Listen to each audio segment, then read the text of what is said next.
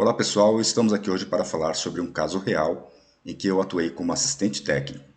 O réu, meu cliente, era uma empresa de abastecimento e esgoto, uma concessionária de abastecimento e esgoto aqui do estado de São Paulo.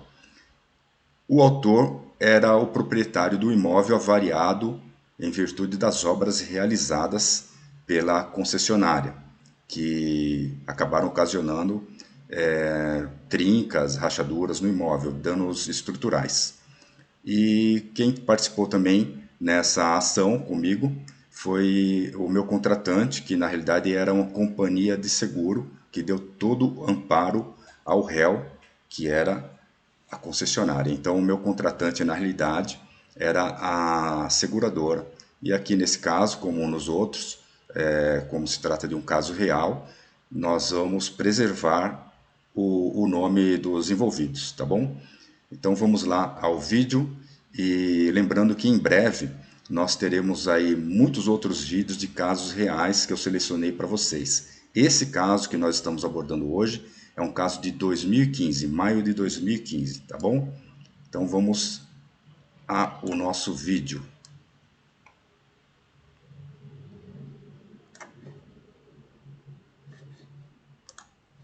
Vamos lá. Nós temos aqui então o meu parecer técnico, que é o parecer técnico divergente. Eu discordei do laudo pericial. Vou fazer um comentário aqui para vocês já nessa tela. Nós vemos aqui o nome Tecnoprata Engenharia. Tecnoprata Engenharia é a minha empresa, é uma empresa que hoje, no momento que eu estou fazendo esse vídeo, essa empresa completou 23 anos de existência. Então, desde essa época, eu já atuava como perito, como assistente técnico, principalmente de companhias de seguro. Eu estou comentando sobre esse logo porque quando nós atuamos como peritos judiciais, nós somos contratados pela justiça, nós somos contratados, nós somos pessoa física. Então, normalmente, quando eu faço um laudo pericial, a minha apresentação é diferente dessa. Eu tenho aqui em cima, no meu laudo pericial, o meu nome, né, e o número do meu CREA. Então, eu remeto o laudo pericial à pessoa física, ao profissional engenheiro Roberto Ramos Assunção, porque eu sou contratado como pessoa física pela Justiça. Então, eu tenho esse hábito de fazer a apresentação do meu laudo diferentemente do parecer técnico. Como no parecer técnico eu fui contratado de uma outra forma, eu não estou a serviço da Justiça, eu sou um prestador de serviço, então eu utilizo, sem problema, utilizo o papel timbrado da minha empresa, isso não tem problema nenhum, tá bom? Então, nós temos aqui esse caso real que a partir de agora eu vou mostrar para vocês. A tela está ampliada para poder oferecer aí uma melhor visibilidade, tá bom? Então, vamos lá. O título, parecer técnico divergente. O número do processo aqui eu grifei para que seja preservado, o nome do autor, o endereço. Aqui foi no bairro de Pompeia, em São Paulo, município de São Paulo, e essa perícia foi realizada dia 21 de maio de 2014. 21 de maio de 2014.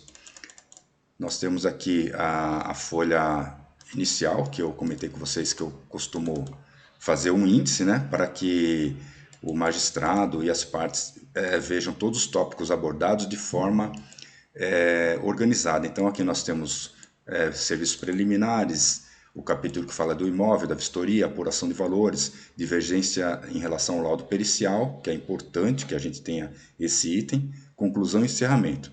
Então, iniciando aqui, nós temos as informações preliminares. Objetivo.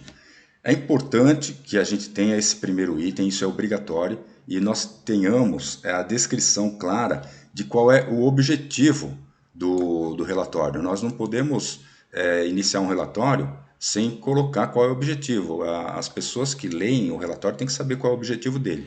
Então, o objetivo desse relatório é a constatação de danos causados à edificação, identificação das causas, apuração de valores para reparos e registro fotográfico. Está bem sucinto esse objetivo, é assim que tem que ser, bem direto, né? Partimos para a vistoria. Realizamos vistoria em 21 de maio de 2014, acompanhados pelo engenheiro, que foi o perito judicial, o senhor, assistente técnico da requerida, e o senhor. Então aqui nós temos aqui o engenheiro perito judicial e temos mais dois personagens aqui, mais dois engenheiros, que são os assistentes técnicos da requerida e o assistente técnico da requerente. Um desses assistentes técnicos, que é o da requerida, sou eu. Requerente, então aqui também participou a requerente, né, que era a autora, e o advogado da requerente. Então teve a participação do perito, dos dois assistentes técnicos, a representante do autor, que seria o próprio autor, a requerente, e o advogado da requerente participaram, né? Então vamos ao imóvel.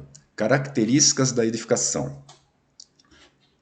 Vou grifar aqui para ficar padrão. Características da edificação. Trata-se de residência unifamiliar assobradada, geminada, com 126,47 metros quadrados. Aqui nós descrevemos a área de cada pavimento. Idade aparente 60 anos, estado de conservação regular e localizado em bairro residencial. Esse item, características da edificação, ele tem que conter a descrição precisa do imóvel e dependendo do caso que a gente está tratando, a gente ainda coloca aí as questões mais específicas, como tipo de acabamento utilizado, tipo de estrutura. É importante que nós tenhamos essa descrição. Mas para esse fim, essa descrição da forma que eu coloquei já é bem coerente. Nós vamos aqui então direto à vistoria. Nós vamos falar sobre a vistoria. Essa vistoria, ela faz parte da perícia. Eu poderia ter colocado aqui perícia, né? Escrito perícia nesse item, mas eu acho que o item vistoria é mais adequado, onde nós nos encontramos para vistoriar o imóvel, né? As constatações da vistoria. Constatações da vistoria. Constatamos a existência de fissuras e trincas em paredes, desalinhamento de portas, trincas em vidros, pontos isolados de infiltrações nos forros do pavimento superior e danos no beiral junto à fachada de fundos. No entanto, não constatamos trincas em pisos ou sinais de recalque. Essas patologias que eu cito aqui, pessoal, são as constatações. Aqui ainda não estamos avaliando as constatações, não estamos falando sobre causas, não estamos falando sobre nada, só estamos aqui fazendo um raio-x do que nós constatamos, né? Então nós estamos relatando as patologias que identificamos num primeiro momento.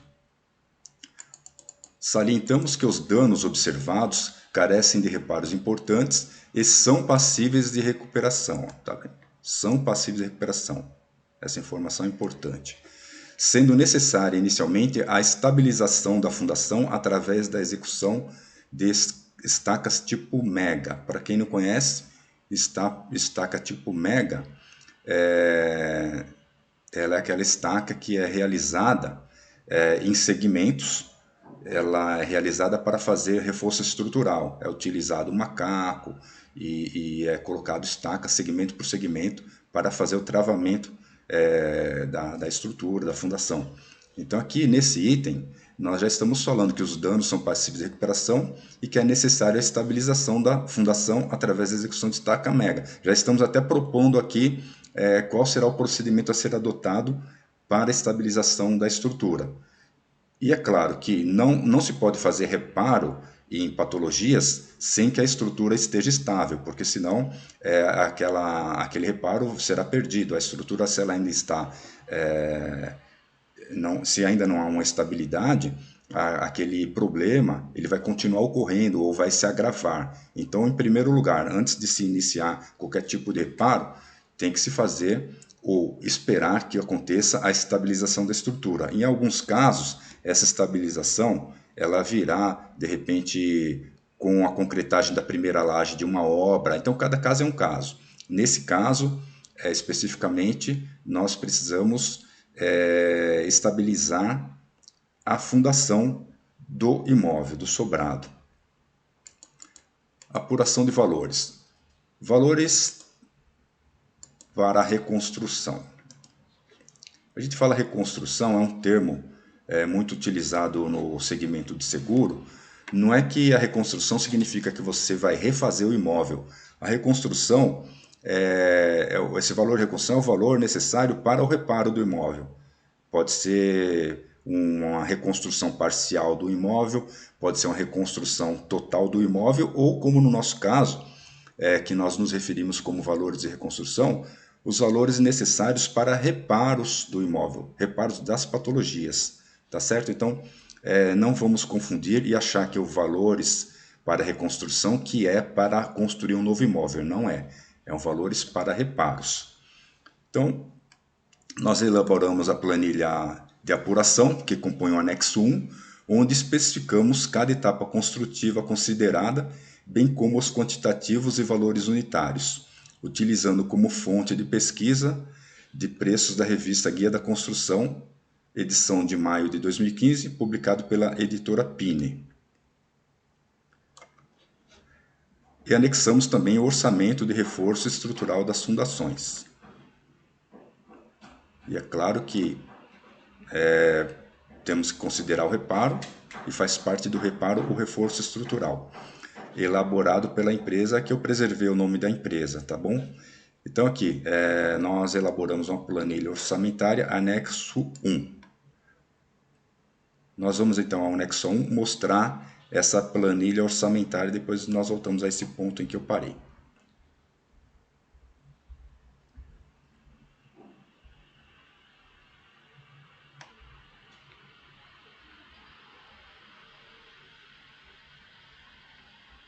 Bom, chegamos aqui ao anexo. Então nós temos aqui a planilha orçamentária. Toda planilha orçamentária, ela tem que ser apresentada dessa forma. Se você quiser fazer um trabalho que realmente seja um trabalho coerente. Porque quando você faz aquela planilha orçamentária com meia dúzia de itens e chega num valor final e de repente há algum tipo de divergência, é muito difícil identificar de onde existe a discrepância de valores entre o que você apurou, entre o que a outra parte apresentou. Agora, se você faz uma planilha orçamentária dessa forma aqui, você consegue identificar qualquer item discrepante. Então, por hábito, mesmo quando se trata de perícias judiciais em que eu atuo como perito e não como assistente técnico, eu faço a planilha dessa forma aqui. Então, vocês veem que nós temos o item, né? Os itens são numerados para uma melhor identificação. Nós temos aqui a descrição. Aqui a descrição, o que é? A descrição das etapas construtivas consideradas no trabalho, né? As unidades, se é metro quadrado, se é verba, se é metro cúbico, quantidade, valor unitário e o valor total de cada item. Então, assim, cada compartimento do imóvel, eu fiz um croquis do imóvel em geral, e cada compartimento eu ia relacionando o que tinha que ser realizado. Então, nós temos aqui, ó, eu vou falar a respeito desse item, por exemplo, sala, restauração de fissuras, de trincas em paredes, raspagem, calafetação e aplicação de sinteco em piso taco, aplicação de 2 demãos de esmalte sintético em portas e janelas e aplicação de 2 demãos de látex acrílico em paredes. Então aqui nós temos o valor do item sala. E assim por diante nós temos toda a planilha, ó, hall, cozinha. Nós temos aqui todos os ambientes, tá vendo? Todos os ambientes, dormitório 2, dormitório 3, sanitário, corredor, fachadas, muros, cobertura, instalações. Revisão de instalações hidrossanitárias, revisões de instalações elétricas. Aí nós temos aqui no final o valor total da reforma, né, da reconstrução. Nós temos que inserir aqui o valor de impostos, porque muito provavelmente esse trabalho será feito por uma empresa. O BDI, que eu considerei aqui na ordem de 20%, e a somatória de todos esses itens nos dá o total geral, que nesse caso deu R$ 41.624,97. Então, lá no início, nós falamos que iríamos constatar as patologias, falamos que iríamos sugerir as medidas corretivas e também a apuração do valor necessário para a reconstrução. Então, esse valor aqui é o valor que será objeto de análise do magistrado, porque o que está em consideração aí é se o imóvel é passível de reconstrução, se ele não é passível de reconstrução, se ele tem que ser demolido e feito do zero novamente, né? Se ele é passível de reparo, se ele não é passível de reparo. Então aqui nós temos esse valor, e é claro, se eu fiz essa planilha, é porque eu entendi que os reparos podem ser feitos e deixarem, após realizados, a casa no estado em que ela se encontrava, o estado original. Porque se não houvesse essa possibilidade, se o imóvel tivesse que ser demolido, eu não teria, obviamente, feito essa planilha. Eu teria feito talvez uma outra planilha, mas considerando a reconstrução do imóvel, né? Considerando a demolição do imóvel e a reconstrução. No entanto, como ele é passível de reparo, eu fiz essa planilha descrevendo cada cômodo, cada etapa construtiva do que tem que ser realizado e cheguei a um valor. E nesse meu parecer técnico divergente, lá na minha conclusão, eu vou apontar esse valor para que o magistrado tenha essa informação, e aí é claro que ele vai proferir a sentença de acordo com a convicção dele. Mas para que eu possa contestar o laudo pericial como eu contestei, eu tenho que ter argumentos. Então nós vamos voltar àquele trecho e vamos ver qual foi a minha argumentação. Então nós falamos sobre a apuração de valores, né? E chegamos aí à planilha orçamentária. Apuramos como valor total necessário para os reparos do imóvel e reforço estrutural das fundações a importância de R$ 80.804,97, sendo R$ 41.624,97 o valor para a recuperação do imóvel. Esse valor de recuperação do imóvel foi aquele valor da planilha que eu acabei de mostrar para vocês. Aquela planilha fui eu que elaborei. Então, esse valor, R$ 41.624,97, é um valor que eu elaborei, que eu apurei na minha planilha orçamentária, né? Que é para recuperação do imóvel e acabamentos. Tá vendo?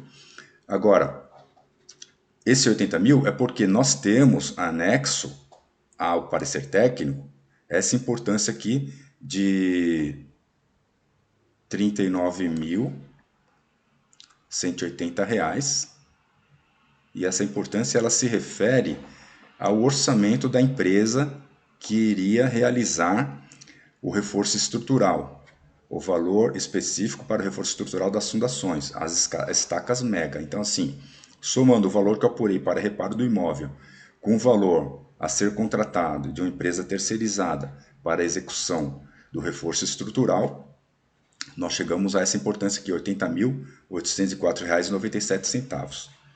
Então, eu apurei, pela experiência que eu tenho, também por atuar na construção civil, também por ter construtora, eu tinha como apurar esse valor dos serviços.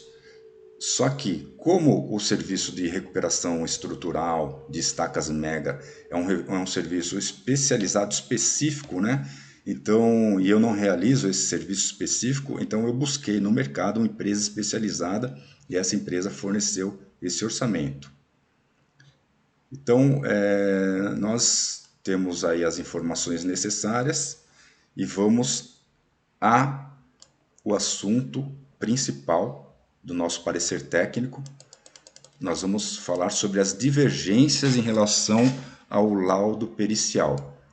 Esse item aqui ele é importantíssimo, porque esse item, muitas vezes o juiz ele não irá nem ler o nosso parecer técnico na íntegra. Muitas vezes ele vai ver que o parecer técnico é divergente e ele vai lá direto na conclusão, né, para ver se faz sentido o que nós concluímos. E aí, se na conclusão, que tem que ser uma coisa muito objetiva, se na conclusão nós conseguirmos chamar a atenção do magistrado, aí ele talvez vá verificar quais são as nossas justificativas, para que ele possa pedir para que o perito se manifeste quanto às nossas contestações, né? Então, nós temos aqui esse item 5, divergências em relação ao laudo pericial, ainda não é a conclusão vai estar lá no final. Mas esse item aqui é um item que vai dar embasamento à nossa conclusão. Nós vamos descrever nesse item o porquê nós não concordamos com o laudo pericial. Então, divergências quanto à demolição do imóvel. Essa é a nossa primeira divergência. Descartamos a hipótese de demolição do imóvel, pois os danos são passíveis de recuperação. São passíveis de recuperação. Se são passíveis de recuperação, não tem por que condenar o imóvel. E pelo fato de que a demolição total abalaria os imóveis geminados. Geminados vem de gêmeo, né? Imóveis geminados são aqueles imóveis que foram construídos juntos e eles têm paredes em comum, né? Então, esses imóveis, eles estão todos ligados um ao outro. O que acontece? No laudo pericial, o perito condenou o imóvel e disse que ele teria que ser demolido. Só que esse imóvel, ele está numa sequência lá de 6, 7 imóveis que foram construídos de forma padrão, tendo paredes em comum. Então, a nossa parede de divisa lateral direita, ela é única. Ela é a parede de divisa lateral esquerda do imóvel vizinho. Não é uma parede dupla. Então, como que nós vamos demolir o imóvel? E nós vamos ter aí esses imóveis vizinhos ao lado direito, ao lado esquerdo. E se essa nossa edificação está entre duas edificações, de certa forma ela trava esses imóveis, né? A partir do momento que você demole essa edificação, você vai desestabilizar os imóveis vizinhos. Então, é claro que você pode falar assim, mas pode ser feito com a cautela, fazer um travamento. Isso pode ser feito, mas vai gerar muito mais abalo. Eu não entendi o porquê o perito teve essa ideia de que o imóvel teria que ser demolido. Talvez ele não tenha pensado nessas questões. Mas vamos retomar então aqui o assunto. Ó. Descartamos a hipótese de demolição do imóvel, pois os danos são passíveis de recuperação, e pelo fato de que a demolição total abalaria os imóveis geminados, junto às divisas laterais esquerda e direita, causando sérios danos e riscos de desabamento. Aí sim, que se nós fizéssemos a demolição do imóvel em questão, aí nós causaríamos o risco, muito provavelmente, de desabamento de 2 imóveis vizinhos. Então, não iríamos resolver o problema. Ocorre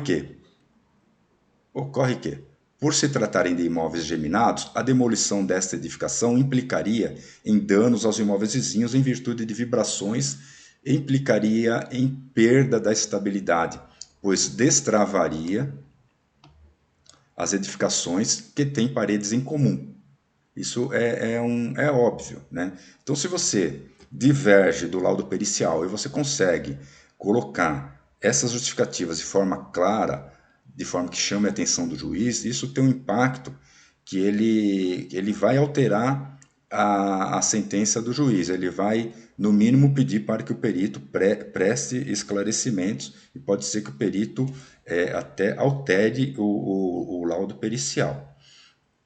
Segundo o laudo pericial, folhas 461 dos autos, temos o seguinte comentário do perito, que demonstra total incoerência quanto à convicção de que o imóvel deveria ser demolido.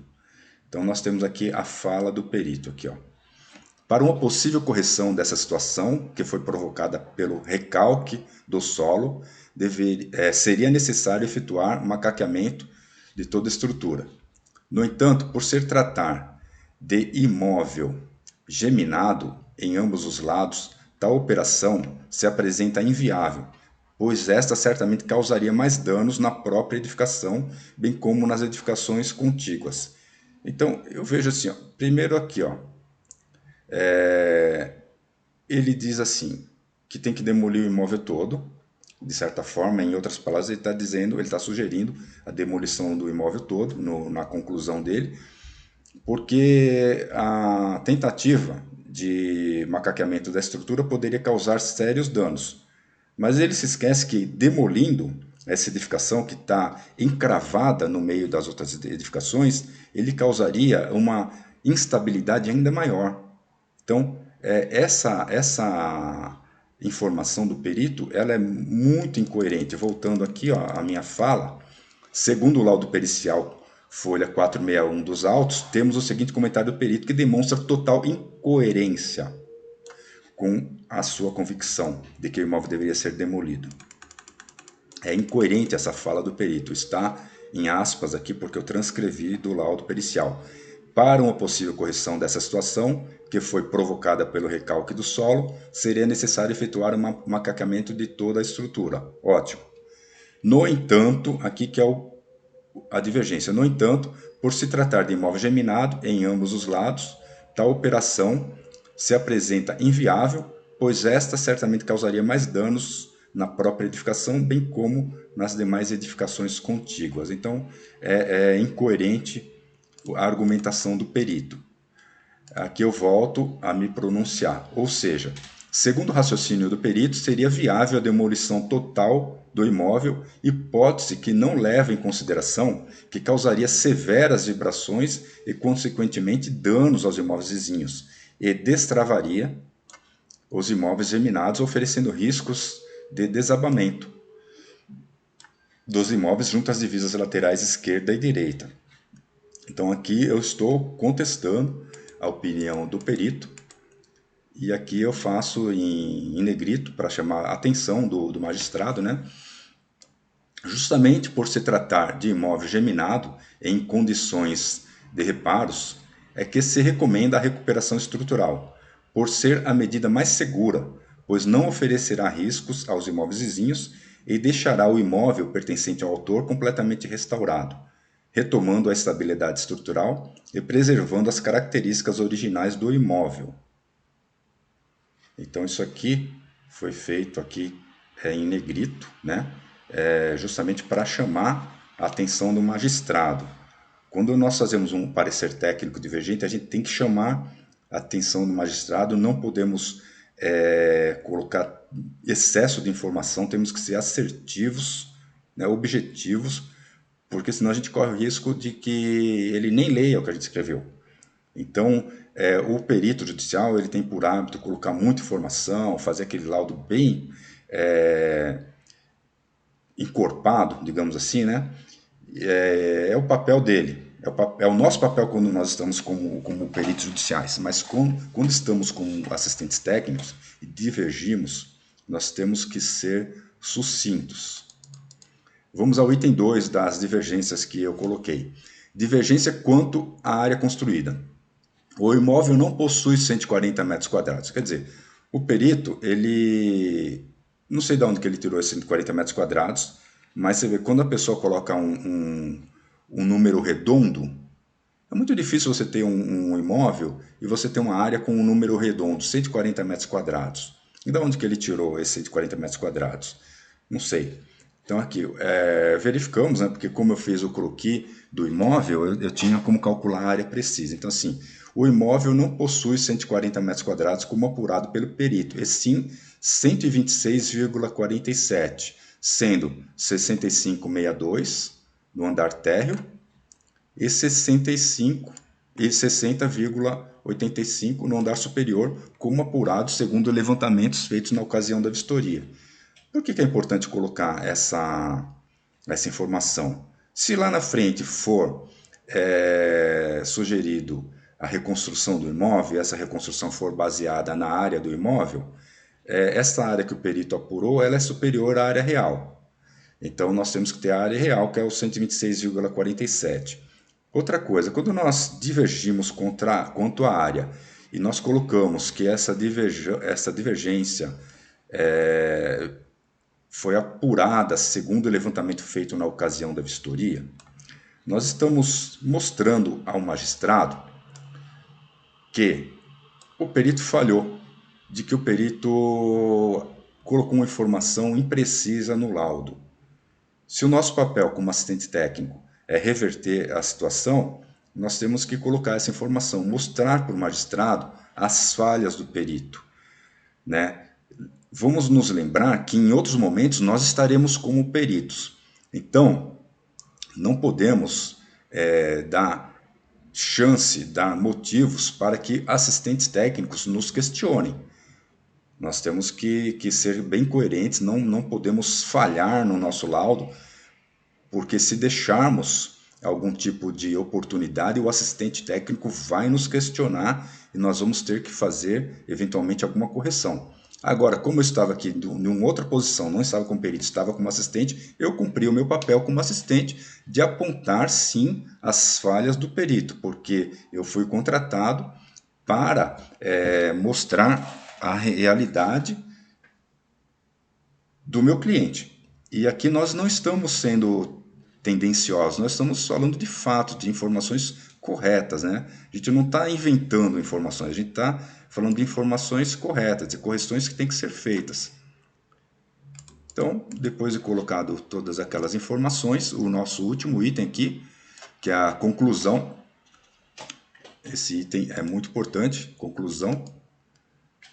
Nós colocamos: o imóvel objeto de análise é passível de recuperação.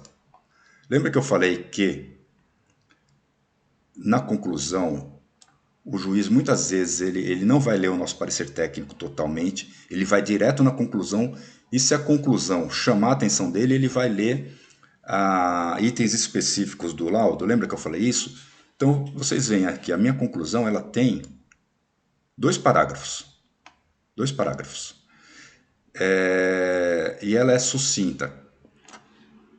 Quando eu coloco aqui, ó, o imóvel objeto de análise é passível de recuperação, isso chama a atenção do juiz, porque ele vai ver que, pô, como que eu vou dar uma sentença, condenar o imóvel se o assistente técnico diz que ele é passível de recuperação? Então, no mínimo, isso vai abrir uma oportunidade para que o juiz solicite os esclarecimentos do perito. E é claro que o advogado da parte, quer dizer, o advogado da parte que me contratou, diante dessa minha posição de que o imóvel é passível de recuperação, ele mesmo vai tomar a iniciativa de pedir para que o magistrado solicite esclarecimentos do perito, né? Então aqui, o imóvel objeto de análise é passível de recuperação, sendo apurada a importância de R$ 80.804,97 para a restauração dos danos e reforço estrutural. Então, estou dizendo aqui ao magistrado,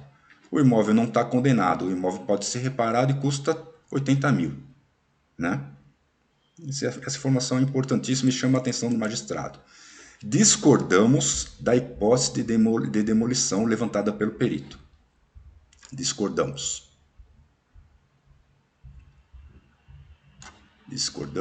da hipótese de demolição levantada pelo perito. Isso chama a atenção do magistrado, pois os imóveis são geminados e a demolição implicaria em danos aos imóveis vizinhos e risco de desabamento dos mesmos. Então aqui, ó, estamos falando com o magistrado, nós discordamos da demolição levantada pelo perito e nós estamos justificando por que nós discordamos. Não basta a gente colocar, nós discordamos e não termos justificativa, que isso aí não vai ajudar em nada. Então, discordamos. Vamos voltar, então, que esse item merece uma atenção especial. Conclusão. O imóvel objeto de análise é passível de recuperação, sendo apurada a importância de R$ 80.804,97 para restauração dos danos e reforço estrutural. Discordamos da hipótese de demolição levantada pelo perito, pois os imóveis são geminados e a demolição implicaria em danos aos imóveis vizinhos e riscos de desabamento dos mesmos. Aí nós temos um encerramento. Não havendo mais nada a ser esclarecido, encerramos o presente parecer técnico composto por 7 laudas impressas de um só lado, todas numeradas e rubricadas, sendo a última datada e assinada, acompanha anexo 1 e 2. O anexo 1 e 2 se refere ao relatório fotográfico e à planilha orçamentária. Então, esse parecer técnico foi feito em 25 de maio de 2015. A perícia foi realizada em São Paulo, mas aqui está Santo André porque era o local onde eu tinha o meu escritório, tá bom? Então nós temos aqui o anexo 1, que são fotos de um a 101, nós temos 101 fotos, né? A fachada do imóvel. Já na fachada nós vemos aqui trincas. Nós temos trincas aqui, ó, no muro de divisa lateral esquerda.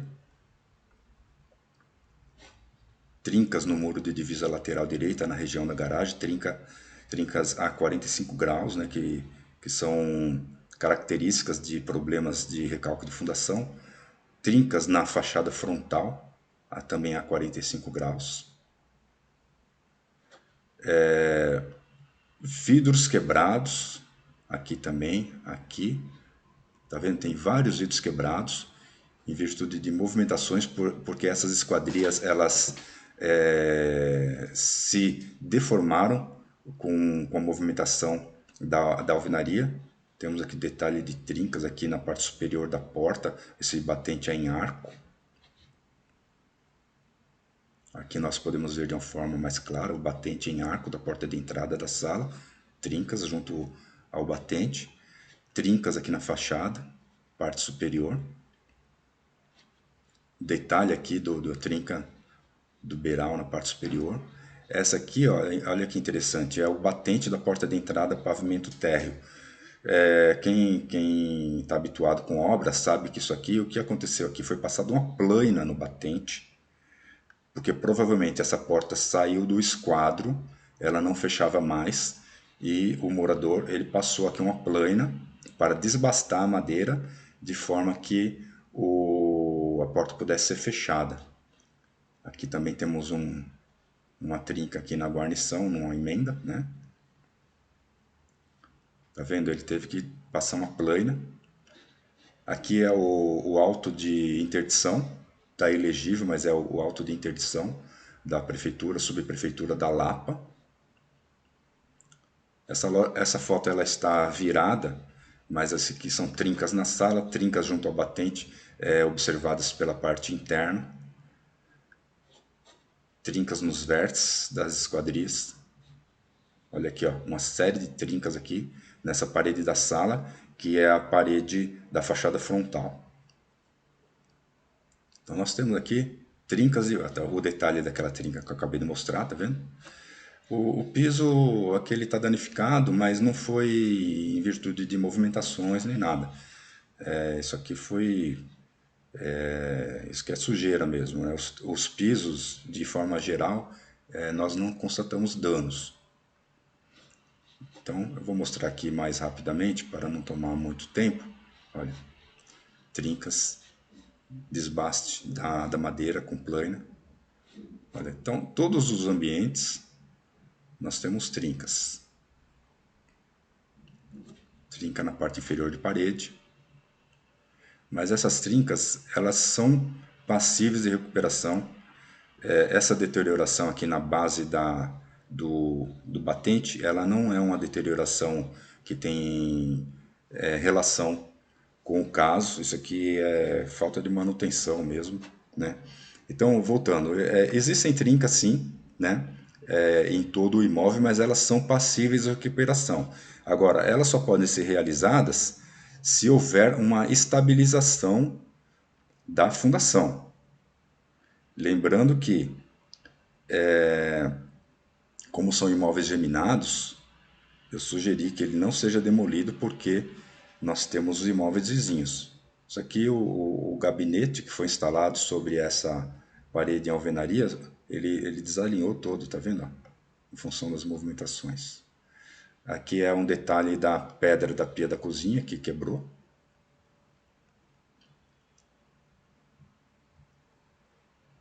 Nós vemos aqui, ó, o estuque do beiral, ele caiu aqui. Na realidade, esse estuque que soltou, está prestes a se destacar, isso aqui eu não vejo relação também com os problemas do imóvel. Isso aqui é falta de conservação do imóvel, mas a gente tem que registrar, né?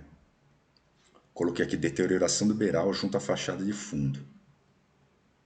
Essa foto está virada, mas isso aqui é uma trinca na fachada de fundo, uma trinca a 45 graus.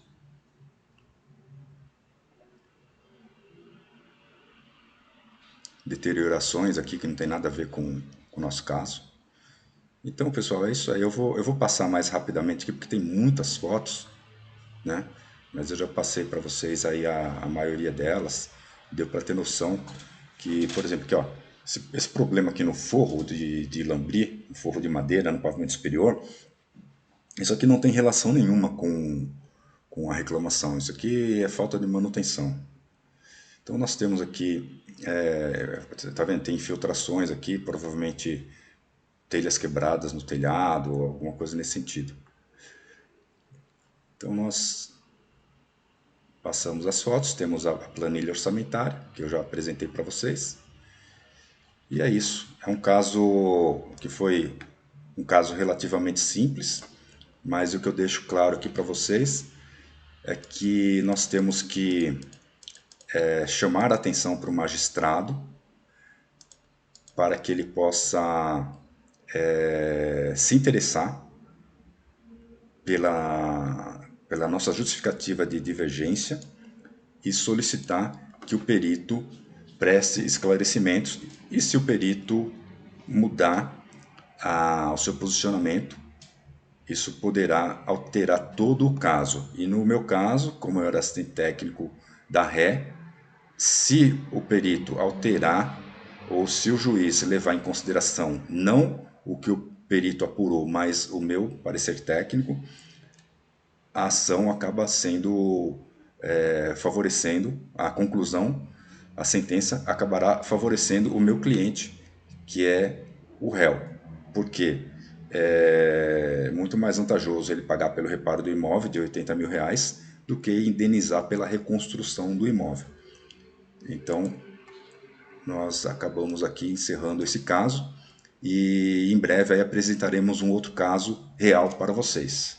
Tá bom, pessoal? Muito obrigado aí por prestigiar o canal, muito obrigado pelas participações que estão fazendo, pelos elogios, pelas dicas, obrigado pela participação das lives também, e nós nos vemos no próximo vídeo.